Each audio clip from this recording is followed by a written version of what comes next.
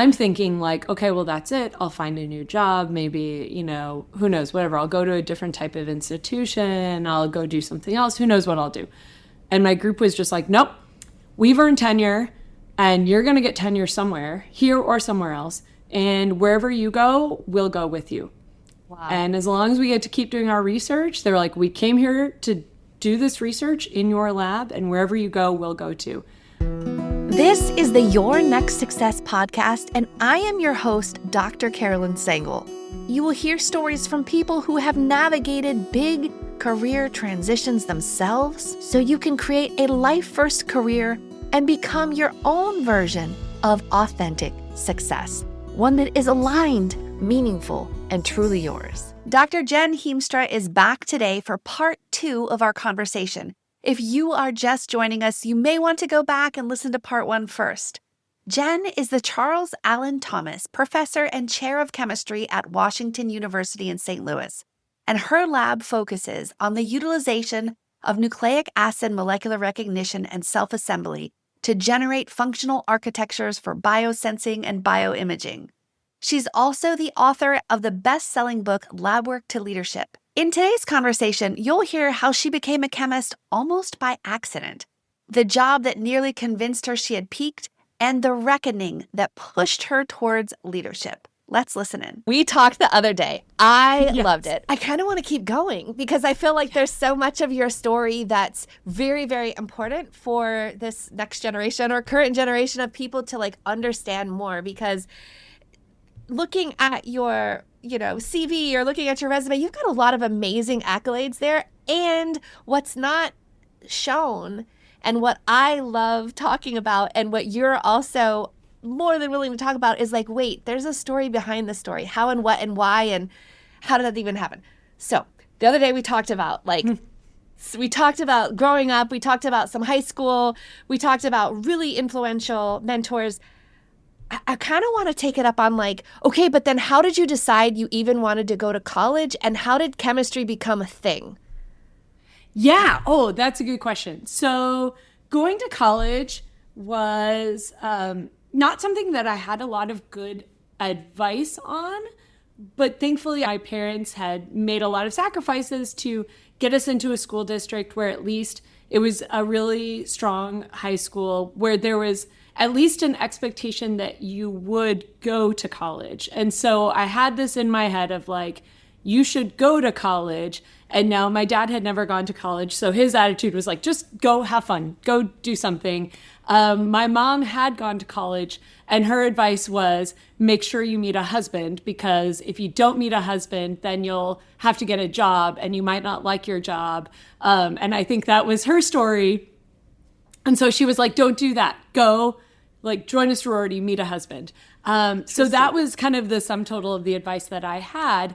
And there wasn't a lot of money for college, but I was extremely fortunate that I grew up in California. So I was like, okay, well, I don't want to go massively into debt to go to college, and trying to get my family to do a FAFSA was just a whole, yes. There were tears, there was accusations, it was really, really not great. And so there's no financial aid and not a lot of money, but I was like, okay, well, I live in California. I can go to a UC school for very, very little money. Why would I do anything else? This seems to be the way. So I just applied to a few UCs.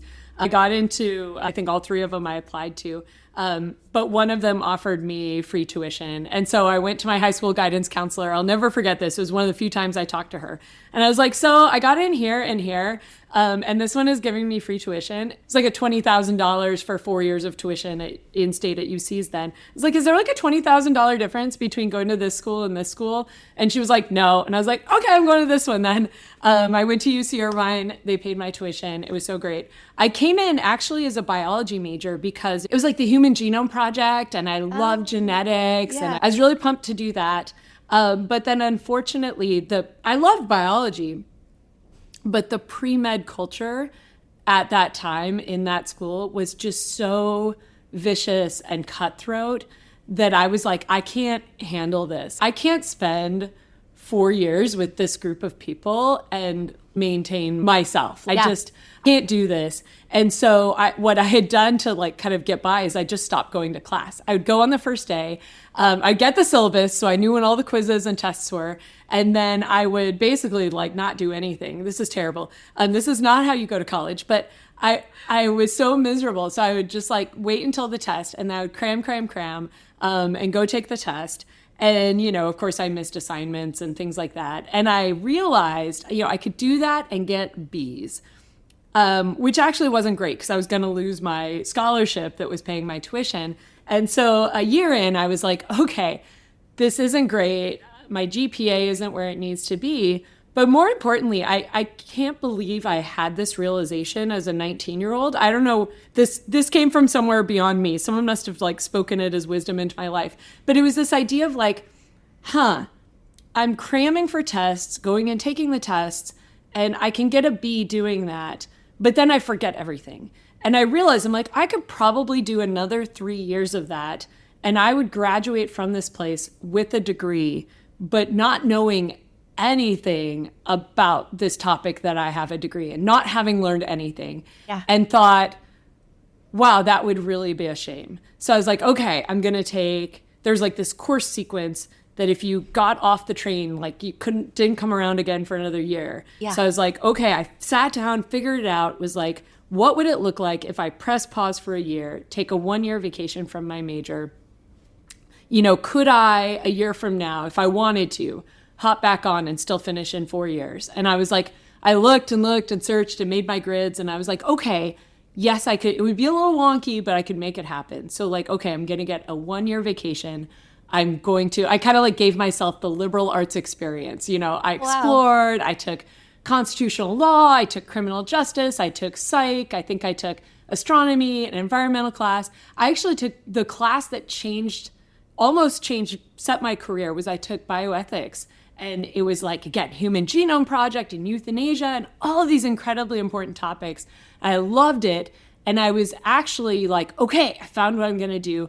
I'm going to be a political science major. I'm going to graduate, and then I'm going to go to law school, and I'm going to go into bioethics law. But the only trick there is like, I didn't understand how to do that. I was like, I know how to go. Like, I think I can kind of see like how you go become like a practicing lawyer, but like, what is it even a bioethics lawyer? What does that job look like? I didn't have the tools or access to resources to even understand what the path was to get there. And what that, like how I could turn that into a job. But at the same time, I had to do research, and I had no idea how to join a research lab. But I was kind of putting myself through college, and one of my jobs, I had a few jobs, and one was that I was a nighttime stockroom attendant in the OChem teaching lab. So I would like check out the glassware kits to students taking labs, refill the reagents and all that. And so and the people who'd show up to TA those labs were all the first and second year grad students. And so we would kind of like chit chat before and after the labs. And I was like, well, being a chemist had never been on my radar, but I was like, I need to do research. I have no idea how to join a lab. But I didn't hate OChem. I didn't love Gen Chem. Why did you need to do research? Like, was that part of the thing? Because you had to do research. I mean, I did research, but I didn't have to do it. There's the senior honors project. I had to do some senior honors project thing, and that made me have to. Yeah, I was in the campus-wide honors program. We had to do research. Okay. And so I was like, well, I didn't hate OChem, and I know all these grad students, and maybe they could help me, join a lab as an undergrad. And so I talked to them, and I joked because they were like, oh, go look at the faculty pages, which at that now would be web pages, of course. But at that time, it was literally these pieces of paper like on the wall outside the department office, like one-pagers about each faculty member's research. And I stood there and I read, and I was like, ooh, that one looks cool. And I went and talked to that professor. And I always say, Professor James Noack, for reasons I will not understand, I was so clueless as an undergrad. I was like, well, I don't think I want to be a chemist, but like, I really liked OChem, and I work up in the stockroom, and can I do research? And he gave me a shot. And there's such an important lesson in here about, like finding your purpose or your passion, that I started working in lab. And immediately I was like, I love this. It was that idea that you could like have an idea and then go into lab and test out your own idea and do it your way. And that independence was like instantly addictive. But at the same time, like I had never thought I would be a chemist. Like that never occurred to me. So I spent a full year telling people like, oh, hey, I'm like working in this lab and I'm really, really having a blast. I absolutely love it. I don't like want to be a chemist, but I'm having a lot of fun at this. And it was really just James and everyone in the lab who kind of started like, once they saw, they're like, oh, you're like coming in here on like the evenings and the weekends and like you like research that much. They were like, you should really go to grad school. And I was like, no, I'd never get in and I could never get through it. You know, maybe I'll get a job as a chemist. And they were like, no, you should really think about grad school. And they just said it often enough that, and then I think I realized it was like, oh, research is the best part of my day, right? Like I have to work I was working a golf course, I was delivering newspapers, actually working for my dad. I had dropped the evening stockroom job, but I was like doing all these other jobs. So I was doing that. And then there's classes, which was like, I just never liked classes much. But then it was like, oh, but then I get to go into lab and do research. And they were like, yeah, Jen, like this could be your full-time, all day, everyday job in grad school and you get paid for it. And I was like, oh, actually that like sounds really, really amazing. And so they talked me into applying, gave me a ton of great advice about like where to apply and which labs were healthy labs that there was like a list of labs that I was like not allowed to join, basically awesome. Because they were like really toxic faculty. And they highly vetted my choices. And I applied and I got into Illinois and realized that the work happening in Jeff Moore's lab was really fascinating and realized that he was the kind of mentor I wanted to have. And so I actually the day after my last grad school visit weekend, I called him up and said, I'm coming to Illinois. I want to join your lab. Like, when can I start? And he was like, when can you get here? And I was like, well, so I had finished like 4.5 years. So I was like just hanging out, snowboarding, and taking a breather. And so I was like, well, my lease is up like April 20th. So how about May 1st? He was like, done, let's do it. You're here. And so I went out and started grad school, but that's how I became a chemist. It was really a completely accidental thing of it just, if I hadn't had that job in the OChem stockroom, and even that happened because I took Orgo over the summer after my first year because I was like, oh, it's going to be this class I hate. I need to just get it out of the way. But then I actually really enjoyed it. And then at the end of summer, they were advertising because they needed to hire a stockroom attendant. And my other jobs were like morning jobs. So I was like, oh, I could pick up like an evening job and get more hours. And so I was like, okay, that sounds fun. Let's do this. Oh, that's amazing. Okay. And in undergrad, because like grad school hadn't even been on your radar as something to do, but somebody gave you that, or your mom, right? Go make sure you find a husband. Did you find a husband in undergrad? Oh, that's a great story. So when I finally figured out what I wanted to do, right, when they were like, you should go to grad school. And I was like, oh, maybe I could be a chemist. And it was so much fun because I hadn't known. I had spent this couple of years not knowing what I was going to do with my life. And then I was like, oh, I found this subject. And I was really enjoying actually, as much as I didn't really enjoy classes, but I enjoyed those classes the most out of all my classes. Yeah. But I was loving doing research. So I was super excited. I was like, I finally figure out what I'm going to do. I'm going to be a chemist. And I told my mom, and she was like really upset. And I was like, what's going on? Like, I can get a job. Like, this was before grad school, was really like a total certainty. But I was like, look, I can like graduate. I can get a good job. It'll pay well. Like, there's all these things I can do with this degree. And she just kept being like, she was really upset about something and she wouldn't say what. I finally got it out of her. And finally she broke and she was like, look, Jen, if you become a chemist, you are going to end up working in a dark lab at the end of a dusty hallway, and you are never going to meet a man. And Yeah, I have a lot of things I kind of wish I would have said in that moment. I think I just was like, Mom, it's chemistry. There's men everywhere. It's like it's mostly men. Like it's gonna be fine. And I don't think she liked that answer very much either. But then because I actually didn't meet a husband in undergrad, I kind of like failed my assignment. No one objected too much when I went to grad school. It was like, okay, well, she's clearly just made a waste of her life. So whatever, let her, she's going to be a spinster. So let her go off and do this PhD thing. But then I actually did meet my spouse in my first year of grad school. We met and started dating in our first year. We got married in our second year. Oh, wow. And it was, I always say I never second guessed my choice of graduate school.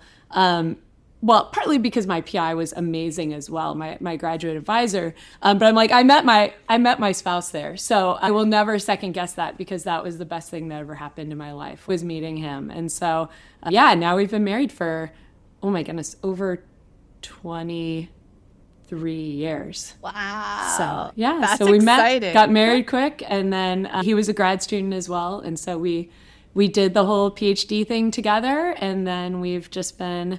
We were postdocs at the same time, and then we've both made our careers in parallel too. But how did you make that even happen? Because that was the...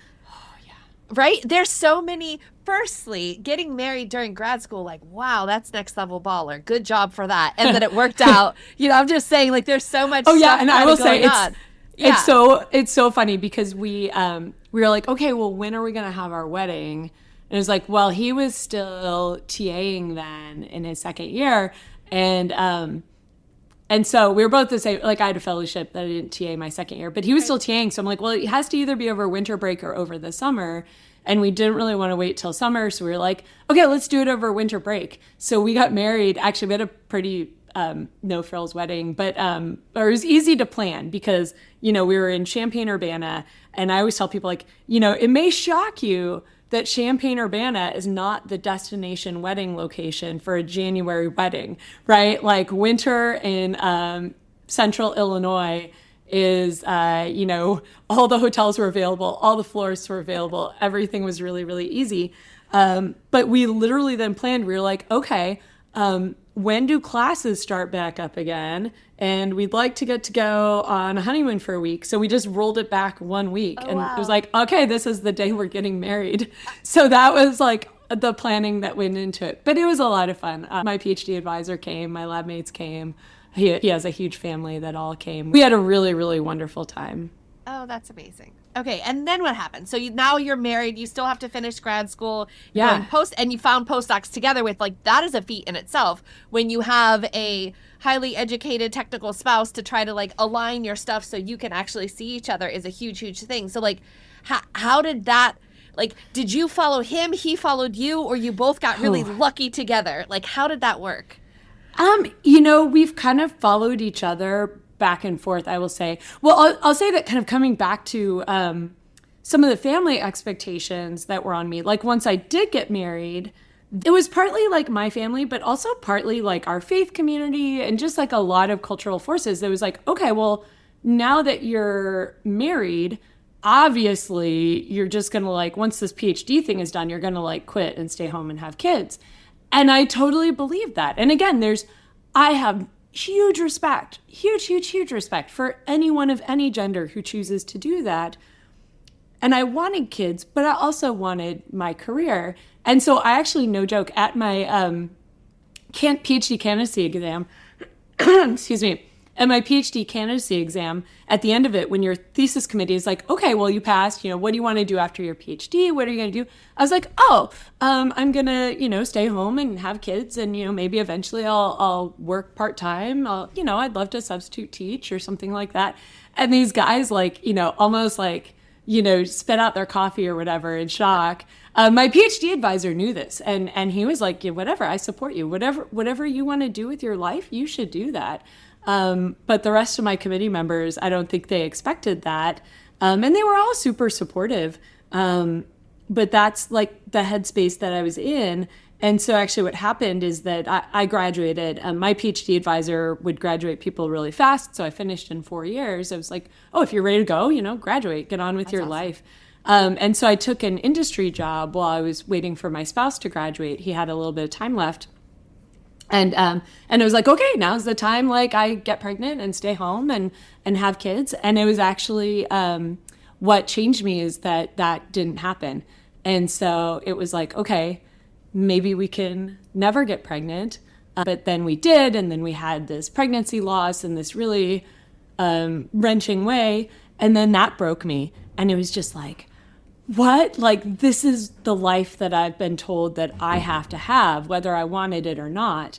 And like, it wasn't really what I wanted. And now I can't even have that. Like, what the heck? I probably said something stronger than that. And so it just was like, okay, that's it. I'm going to do what I want to do. And my spouse was like, yeah, I didn't want that for you. Like, I wanted you to have what you want to have. And so we basically said, what do we want this to look like? And so that's when I decided to do a postdoc. And so I got in touch with David Liu, who I'd known since I was looking at grad schools. I'd met him when I was looking at PhD programs and stayed in touch. And I emailed and said, hey, I decided I wanted to do a postdoc. I would love to postdoc with you. Do you have a spot open? You know, I'm in this industry job for 2 years till my spouse graduates, but then we're going to go postdoc. And he was like, yes, we'd love to have you. And so I was so lucky. So I looked at my spouse and I was like, well, if I'm going to tell you have to find a postdoc in a certain city for us to live together, it's Boston.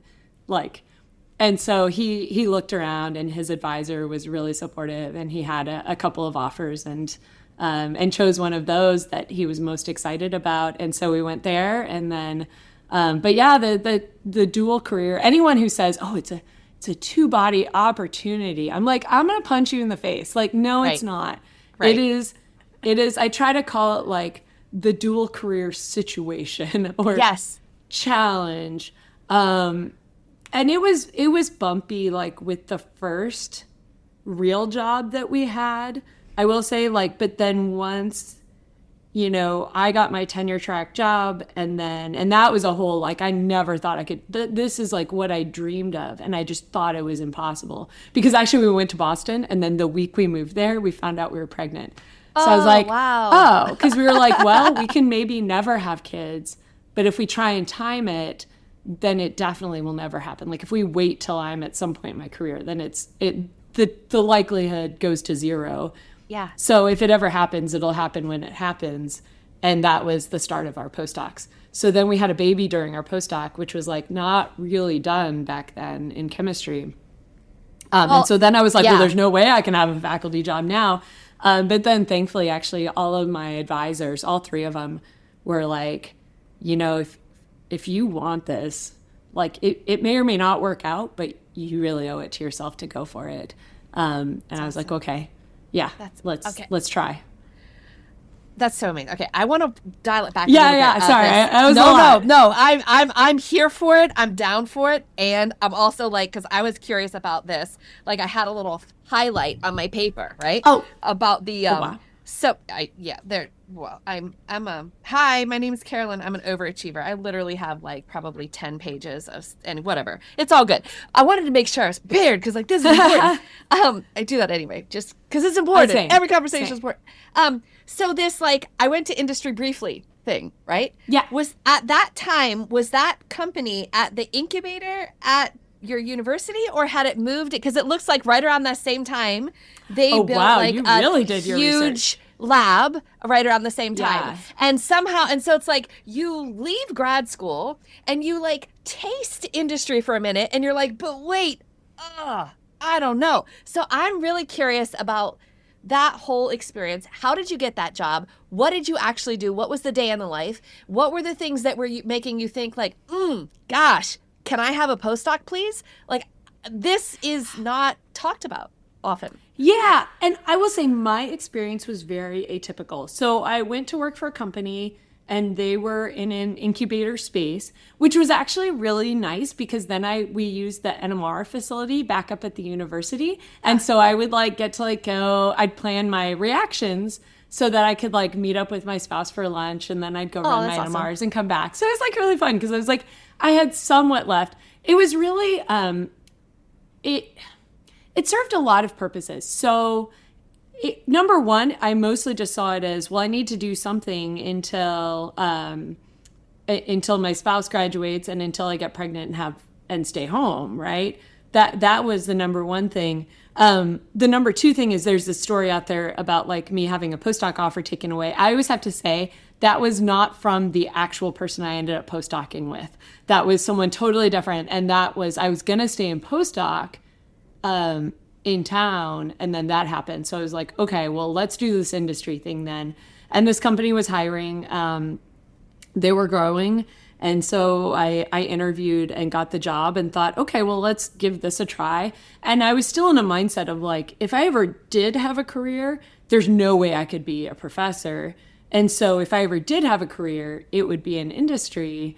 I don't know why I thought that. It makes it sound, I've never thought that industry was lesser than academia. I just thought I could never like be in this like leadership role as a faculty member, or I could never, I think a lot of it was like I could never make the commitment to a tenure track position because there was this sense of I need to know that I can bail whenever I need to like raise a family.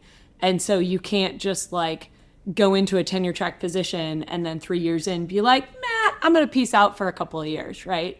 It just like felt like something that I couldn't do, but industry felt more flexible. And so I went there, and I also was like, okay, well, maybe this will be a thing I do forever. You know, if I decide I can have a career at some point. Maybe I had a glimmer of thinking I could have a career and kids at that point. I do remember talking to some people, and someone were like, oh, well, I just go part-time in my job, and then I have kids. And I was like, oh, maybe I could do that. That sounds good. And so I went to work there. And it was, I tell people it was a very atypically bad industry experience. So I always tell people like my industry experience pushed me back to academia, but it isn't that one is better than the other. It's that there's, every job has good and bad things, and every person's different. And so you find the job that has the good things that are really important to you and the bad things you find most palatable. I'm sure you tell people this all the time, right?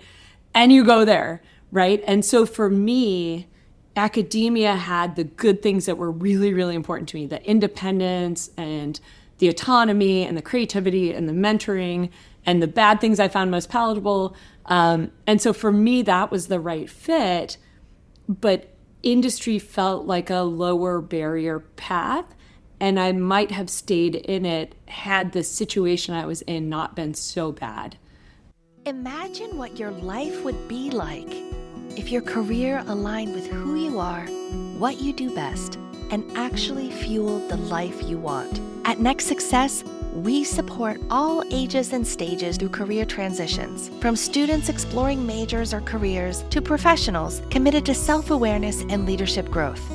Stay connected and explore what's possible at nextsuccesscareers.com and follow Next Success Method on LinkedIn, YouTube, Instagram, and Facebook.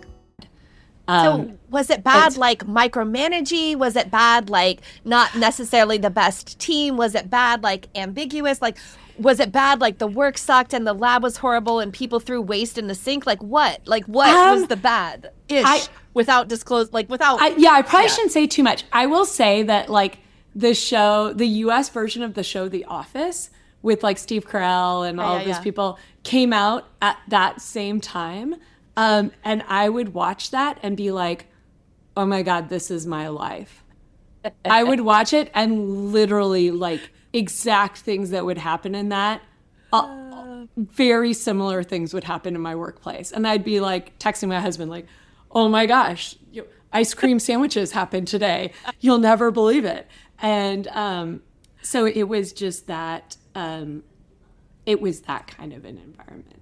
Gotcha. So just for the multitude of reasons, like I was like trying to reflect and like writing stories of different things too. I'm like, my first time I learned about chemistry, I learned about like the environment has a whole lot to do with how well the reaction happens, right? And that's true in like actual chemical experiments. And it's also true as like us in a workplace. And us in like it's the environment, people. You could have the same job in a different environment, and you may have a totally better or worse experience. And I will say that for part of it was a CRO, and for part of my time there, actually when things got really bad, I was like, I'm going to quit unless you put me on this project, because it was a project that was contracted to a startup from one of the faculty at the university who I really, really liked. And he was this wonderful, wonderful, wonderful human being and scientist. So I was like, okay, if I can work on the project with that company, I will stay here, because I only want to talk to that person and not the owner of the company here.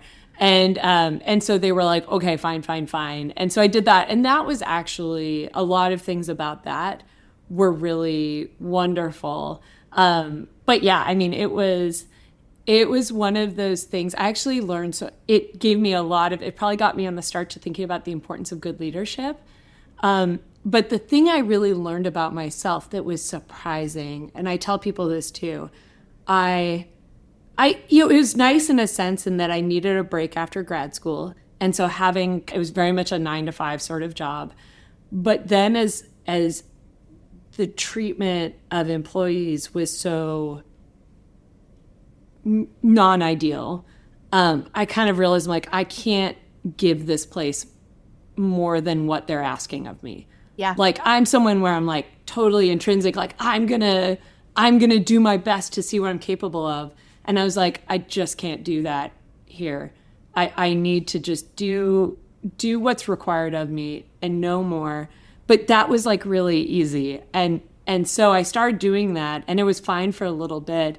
But what I found is after like a year and a half of that, it completely shattered my confidence, because you start to believe that's all you're capable of. So it was like, wow, this is all I can do.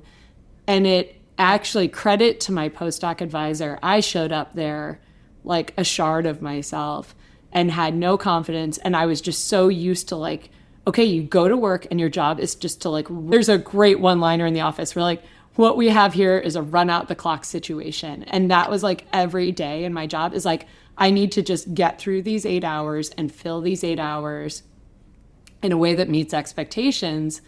And I got so ingrained in that thinking that it completely undermined my self-confidence. And it took really all of my postdoc, and thankfully a really wonderful mentor to like build my confidence back up and help me think that I was actually capable of being good at things. Oh, wow. I'm so glad for good mentors and your husband graduating and moving. Yes. And okay, so now you're in this postdoc experience with a wonderful mentor, and now you also have a baby. How does that work? That was so hard. Like, did you take a couple weeks off, or were you like some tech CEO like took a day? And I'm like, what? How do you take a day? No. Like, stuff is healing down there, So yeah, I will say first and foremost, my postdoc advisor. This is what a wonderful person David is. All of my advisors, absolutely amazing. I mean, they've done so much for me, and I could tell great stories about all of them. But I show up, it's my first conversation as I get to Boston. I meet with David. I'm like, so I've got some news. I'm pregnant, and I'm going to have a baby in 9 months. And of all the things he could have said, he said the one perfect thing. He was just like, congratulations. And he meant it. He was like, congratulations, that's so amazing. And then he was like, do whatever you need. And I was actually fortunate that he was HHMI funded, and he put me on that. So then I was actually an HHMI employee, and they had amazing benefits, which was like... What is HHMI? Harvard? Howard Hughes Medical Institute. Howard Hughes Medical. Yeah. Okay, so, and so they fund the top innovators in biomedical research. But they have this interesting structure where... if you're a postdoc, you're actually then, paid by them. You're their employee, which was wonderful. It's the best thing that could have happened. And so they actually, at a time when parental leave was not common, they provided parental leave. I think I had like 6 or 8 weeks of paid leave. And my postdoc advisor came by, as I was nearing my due date or halfway through. He was like, how much time did they give you off?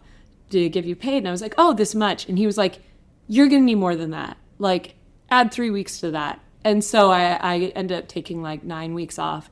And so I had 2 months of just like, I had wonderful lab mates too. They were like, because I would commute on the subway every day on the T. And so my friends in the lab were like, okay, but if you go into labor, I was like, I'll just take the T to the hospital and fine. They're like, no, you are not doing that. One of my friends was a postdoc upstairs. She's like, we drive to work every day. We have a car here. You are calling me if you go into labor at work. You're not having a baby. Like a woman had given birth on the T that year. And it was like, she's like, you're not gonna be that person. So I was like, okay, yeah. I ended up being induced anyway, so it's fine. But yeah, so he was so supportive. So I took like 2 months completely off. And then I came back full time. But actually, to our previous conversation, like there was this weight of expectation again of like, oh my gosh, I'm a terrible person if I go back to work and if I put my kid in daycare. And the only reason I didn't quit is I felt this sense of like loyalty of like, oh my gosh, this postdoc advisor who's so wonderful and he has given me this amazing opportunity. He waited 2 years for me to, be able to leave Champaign and show up here. And I'm pregnant, like my first 9 months in the lab, I'm pregnant, which I worked hard, but everything's a little slower in chemistry when you're pregnant and you have to be like extra hyper safe. So I'm like, if all he gets, like he's invested all of this in me. And if all I give him is this 9 months of like 75% effort, and then I quit, that's not right. So I was like, I owe it to him to go back, which he would be like, you don't owe me anything. But I was like, oh, I don't feel like I can ethically do that. But then, so it was so wrenching to put my kid in daycare. I was like, I felt horrible putting my kid in daycare. But then I went to work and realized how much I loved being at work. And I was like, and then I felt horrible that it didn't feel horrible putting him in daycare, right? It's all guilt. You get guilt it's about the whole everything. thing. The whole thing is just everything. Like insane. Multidimensional guilt, yeah. And then your hormones are like completely crazy. And then you have this like little human that's dependent on you. Although like the nice little bit of ability to not have to be 24/7 with this beautiful human that you made and also love dearly, then probably allowed you to be a fresher mom to appreciate all the little things versus the constant, like every little thing just became like, because I had gotten laid off after my husband got laid off when I was pregnant with our first kid. So then I was like, okay, cool. You're way more patient. You'll be a stay-at-home dad then. And then when I was pregnant with our second kid, I got laid off and he was still at home. And I was like, which yay, he was still at home, but like somebody had to be a grown up and go get a job, right? So it's just like, but it was so much. It was just so much that those first, like it was just a blur. You don't even know what time it is or what day it is. But And I had total like postpartum, like I had mild, but still, I mean, who doesn't have something after that when your hormones are doing that? So so I had 2 months off and then I came back and then I, fast forward through like all of the self-doubt and I could never have a faculty job, made a last minute decision to apply, somehow got a job, moved to Utah. But then actually on the child, family creation journey, like we had another pregnancy loss. And then it was like, okay, I can never go through this again. Then had a surprise pregnancy, a very, very good surprise. But then the interesting thing is with the second one, I was 3 years into my faculty career. And I say this in a way that like, I think it's everyone's choice what and how they do things. And it ended up that by the time I was willing to tell people I was pregnant after everything we'd gone through, I was scheduled to teach an 8-week class that started like 3 weeks after my due date. And I was like, okay, I'll really make life tough for the department if I say I'm not going to teach this. And I actually make it tough for me because then it messes up like my teaching release and I'll have to teach a new class next year. So I was like, tell you what, I will still teach this class, But it was a grad class. It had like 10 students. I kind of knew like if things go south, like my spouse could teach it for me. The people in my lab could guest lecture. Like it'll be fine. I have a bunch of backup plans. And so I never thought I would be this person, but I was that person who was like 2 weeks after giving birth, I'm like hosting a seminar speaker and teaching a class. I don't necessarily recommend that, but I don't judge people who do it either, right? Like I was working these half days, but then the amazing thing with the second one, well, I kind of joke, I'm like, look, I was like answering emails. Well, no one else should have to do this, but I was answering emails while I was in labor. Because I was like, I had an epidural. I was like, I'm bored. My spouse is like writing his midterm exam he's giving the next day, and I'm answering emails with my grad students in my lab. And I was answering emails the next day and every day after that. And I was back at work in 3 weeks. But then I was like half-time, and then it was summer. And then I had the fall. I had my parental leave. And so I got to be like half-time. I wasn't teaching, no committee work. I was just kind of running my lab. And so I got to be half-time when my second son was like, 6 to 9 months old. And so I could be like, oh, I'm going to go to work for a few hours, and then I'm going to come home and we're going to go to the park and we're going to do all this. I'd like push him in the swing in the park. And so it was just like, it was different, right? Like work never stopped, but it slowed down for a longer time. And it was interesting to have that different trajectory. Okay, so now you're there. We're like almost out of time, and we're like barely getting to like assistant professorhood. We're gonna get it. We're gonna get it. We're gonna get faster. I will be more succinct.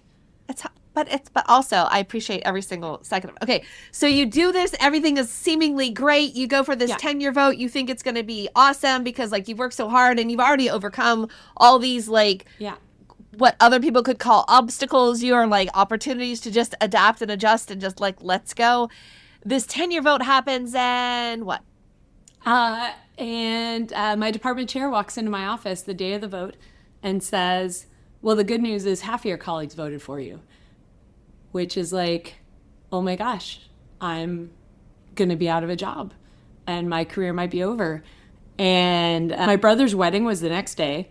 So it was like I had just enough time to, shut my door, call my spouse, go down, talk to my research group, and then I had to like get home, bags were packed, hopping on a plane.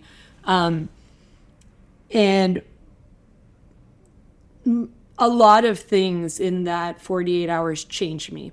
One of those is that when I went to tell my group, I'm thinking like, okay, well, that's it. I'll find a new job. Maybe, who knows, whatever. I'll go to a different type of institution. I'll go do something else. Who knows what I'll do. And my group was just like, nope, we've earned tenure and you're going to get tenure somewhere, here or somewhere else. And wherever you go, we'll go with you. Wow. And as long as we get to keep doing our research, they're like, we came here to do this research in your lab, and wherever you go, we'll go to. And they had a lot of good choice things to say, too, about what had happened. And in that moment, it was one of the most humbling moments because just that level of completely undeserved loyalty. Totally, I was like, okay, I thought I was one of them, one of the faculty. And like, yeah, again, I played by those rules and a lot of good that did me. This is what really matters. Like I had already really shifted. I was already mentoring in a way that I think was different than the prevailing culture. It was already, hey, look, we're all colleagues. We have different job duties, but we are all equals in this place. We're all colleagues. We're all here together, and we're all in this together. And that day just seismically shifted that culture and locked it in a way that will never, ever, ever go back. I also had a leader who went to bat for me, who was just like, this shouldn't have happened, and I'm going to fix it. And actually, that was the day, I didn't realize it, that was the day that made me want to go into leadership myself, because I realized that, wow, someone with that positional power, them caring about trying to fix this and do the right thing, and then a relatively small amount of effort by them, like an afternoon's worth of effort, fundamentally changed the course of my career and my life. And had it been the person before who had that leadership role a few years earlier, totally wouldn't have done that. And my career would have taken a totally different turn. But because that person was in that role at that moment, it saved my career. And I'm like, I want to be able to show up and support other people in the same way.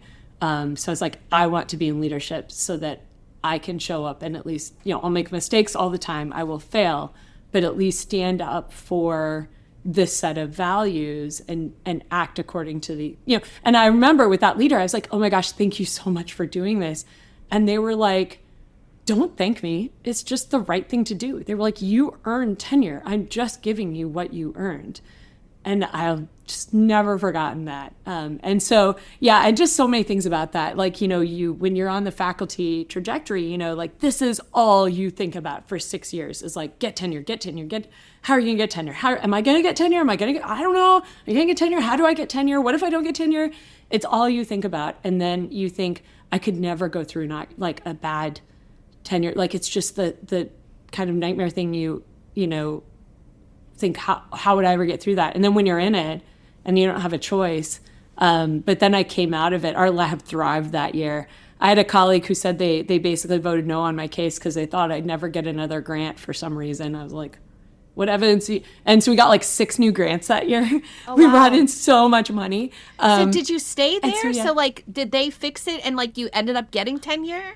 Or like? So I got tenure. Yeah. But then also in that process, like other universities kind of were like, well, are you interested in a move? And I was like, I'd be open to it, because it's tough to like stay in a place where like the mental toll of like walking around and being like, half of these people don't want me here. Half of these how do you sit in a faculty meeting and be like, half of these people wish I wasn't here. Yeah. Or I would sit in seminars and think, half of these faculty sitting in these rows with me are sitting here thinking, gosh, I wish we had that seminar speaker as our colleague instead of Jen. And that was just too much. I was just like, I can't. I had some people who were amazing supporters of me while I was there, and that made it tolerable. But I was like, I can't sit here and know that this many people just are literally sitting here wishing I wasn't in the room. And so moving to another university, like so now you've gotten tenure at a university, and now you go to another university, but do you like bump down on the track, or like they bring you in, then they're like, you're already a tenured position? Yeah. Like, how does... Universities are such an interesting system. So there is an expectation that you always get brought in at the same rank or higher than what you were at your previous university. So they know if you're tenured, they know they have to hire you with tenure. Or if you're a full professor, they have to hire you as a full professor to make it attractive, right? That's generally what happens. But the interesting thing is you still have to go through the process again. And so I had to move and go through the process. And like, I'd been so traumatized by this process. I remember that was such a stressful year. And my chair would just be like, look, Jen, we've hired you. We have to give you tenure. Like, we would look so bad if we didn't. But it still was like so, but I'm like, but I've had people tell me it's going to work out, and it doesn't, right? Right. And so nothing you say will make me believe that. And then I actually went through promotion at that university, and that was a super traumatic thing too, because of some actions of a really problematic colleague who was like kind of like stalking and bullying and harassing me. Gosh. And had like tried to kind of undermine my promotion case. And so it was actually only when I moved here to WashU, even when they bring you in as the chair and as like a named, professor, you still have to go through the tenure process. And it was like the first one ever that I was like, I'm actually not worried about this. Like, I finally could get to a point of being like, they hire you as a department chair when you're a full professor and they don't give you tenure. That would be really bad. So I think it's going to be okay. And it was the first time I could it was like very healing, because I'm like, oh, this is the first like non kind of like weird or non...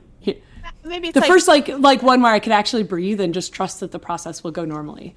Oh, that's amazing. Okay, so along these ways, you have experienced great mentors interesting environments, leaders that make you wish they had better skills. And so you decide, I know what I'm going to do. I'm going to write the book I wish I had.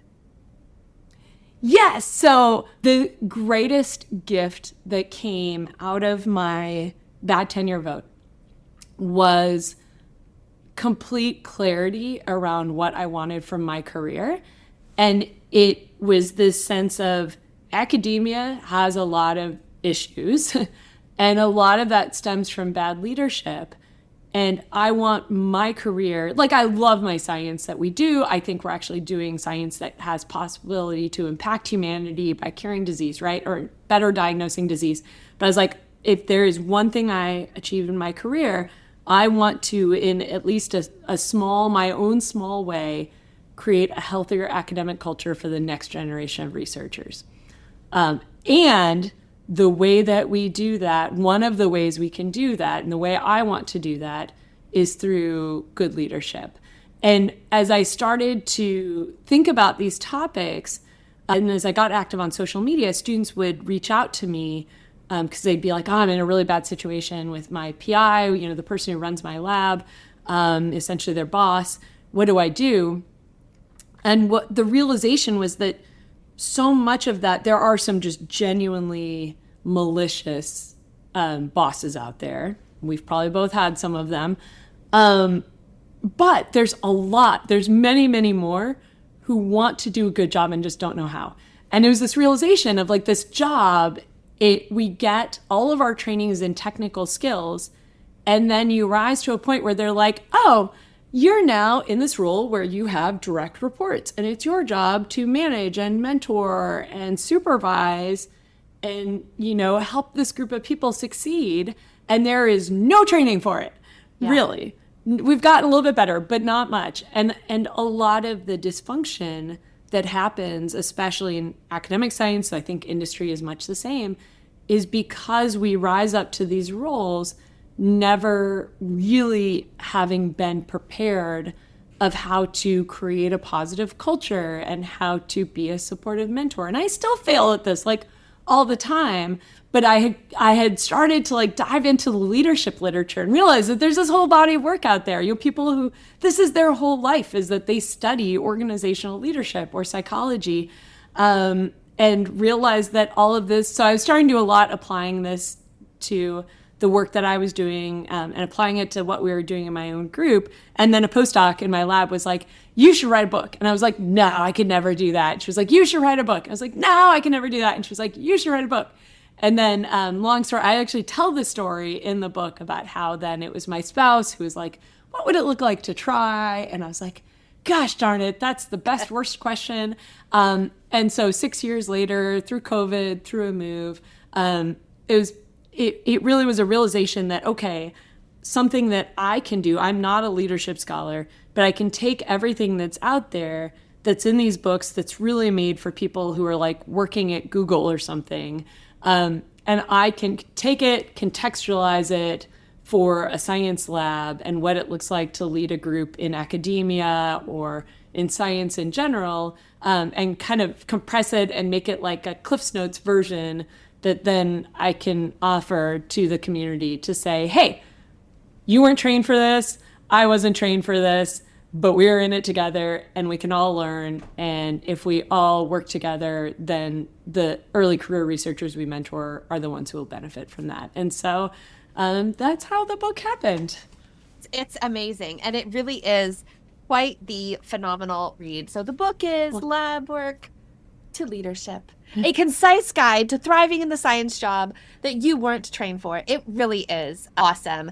And even in reading some of the chapters that and the references that you put in, and like, of course, like all scientists, like bring the data, cite the source. You've done that. You've given people a really great launching point, starting point. And this is the book that somebody that I know had read from you and suggested that I have you on the podcast. So thank you. And I forgot to ask, how do you define authentic success for you in this moment?